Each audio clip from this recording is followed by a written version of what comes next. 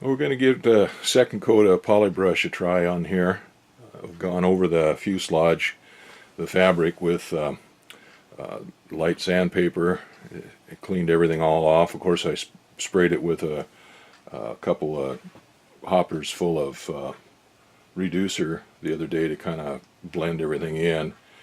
And then I put a couple of patches on places that I found that might eventually rub through someday. They're not a problem right now, but I could see there was a lot of pressure on a few spots in there, so put a couple of patches on those and got those on, and then washed the fuselage down with acryliclean and got it clean and ready to paint.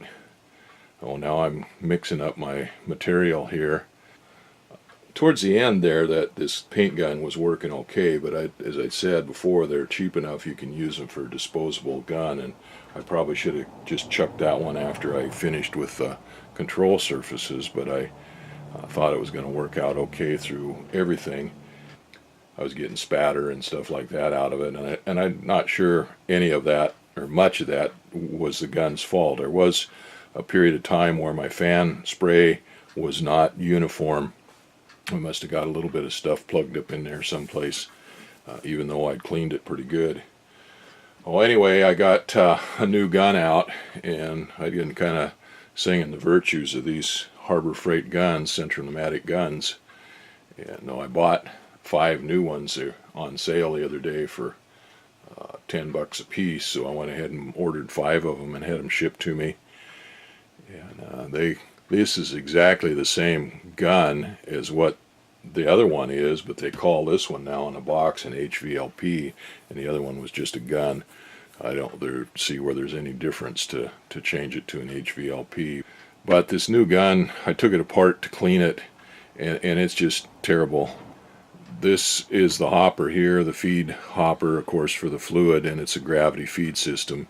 And that fluid goes in here and runs down into a chamber in here, and you've got your fluid needle goes through here with a spring back in here, adjusts the how far the needle opens and closes. But anyway, there's a packing valve right in here for the needle, and then there's a chamber in here that's kind of the mixing chamber where the fluid goes down into and gets picked up with the airflow, and then it goes out through the fluid tip, which is screwed on out here. Well, let's see, here's the fluid tip, and the needle seats right in that tip there, and then there's vent holes in here for the air to flow out of to go out to make the fan pattern, and that goes in through this nozzle, and I don't know, see the little holes in there for that makes the fan pattern. Part of it, and then the bigger holes there, they go around and come out here, and that's actually what makes the fan pattern. I guess those little ones help fluidize the paint, I don't know. Anyway, I opened that up to clean it up, and the first thing is I could hardly get this fluid tip off of there. And then they don't put a wrench in the box anymore. The old ones all came with a wrench, and the instructions on the new one says you have to purchase a wrench separately. But I took that off, and this thing is put in there, excuse the technical term, but it was put in there with some gookumpucky to seal the threads, I guess. But it's nasty stuff, and the MEK and the solvents you use for paint kind of pick that stuff up and meld it, and it'll mix in with the paint. Now, this one wasn't as bad inside as that other one, cleaning it up. It didn't have any grease or anything in it, but it had that sealant, whatever it is they use for the thread sealant. It almost half or more than half blocked this opening where this fluid goes down out of the tank here, the hopper, and down into the mixing chamber. It had cut almost half of that off, or maybe more than half of that off, and then it was in that mixing chamber and just about closed it off. And of course you can't leave that stuff just in there, because solvents like lacquer thinner, and particularly MEK, which you're using here, dissolve that stuff and it gets into the paint. Oh, I cleaned that out as best I could. I got it pretty well cleaned out, but I took another one out and looked at it, and it's the same way. It's a mess. It might not be as bad as this one was, but the fit and finish on the inside of that. And then the threads are really rough on this where everything screws together too. But anyway, that was a mess with that stuff in there, in that mixing chamber and in that fluidizing nozzle. Well, I got it all cleaned up and ready to go, so I'm going to use this one. I had a couple of problems spraying that on the last time.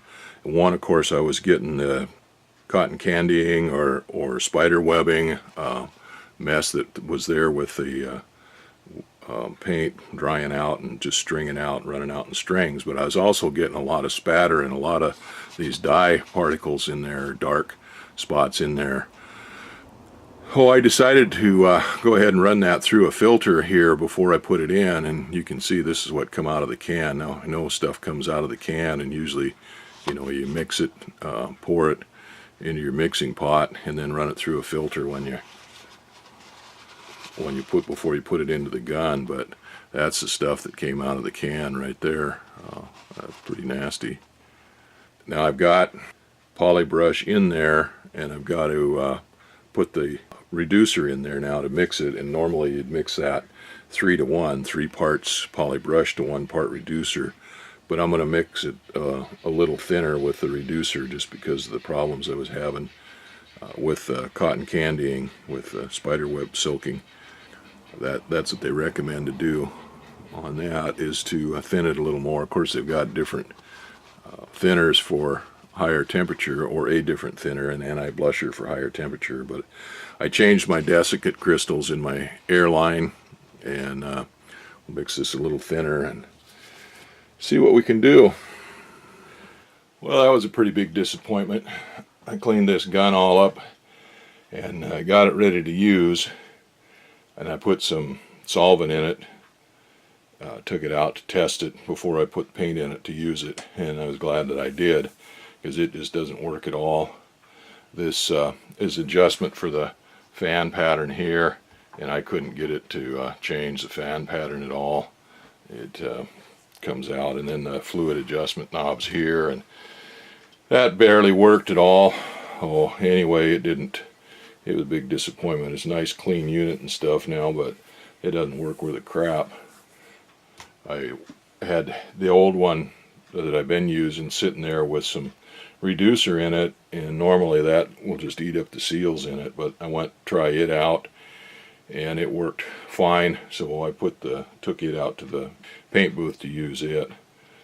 So if you're around someplace where there's a Harbor Freight shop you can drive to and you buy a half a dozen of these and go through them, you might find 1 or 2 that work, but you take the rest back and get your money back out of them. But of course here I can't do that.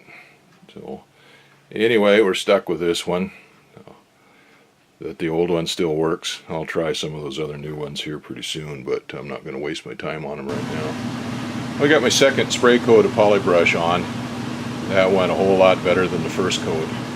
I cut the polybrush half again as much with the reducer this time as I did before, and I did see a couple of little cobwebs come out of there, a little bit of cotton candy, but nothing like was happening when I put the first coat on. It was just 1 or 2 little specks of it.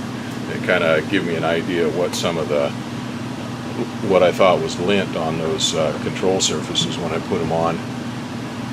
But anyway, that went on a whole lot better. Did get a lot of the dye coming out of suspension and spattering on there, but that doesn't stick up like it did before. It's pretty much even with the finish coat. So that's going to be pretty good. We'll let that flash off now and dry, and get ready to put the poly spray on there.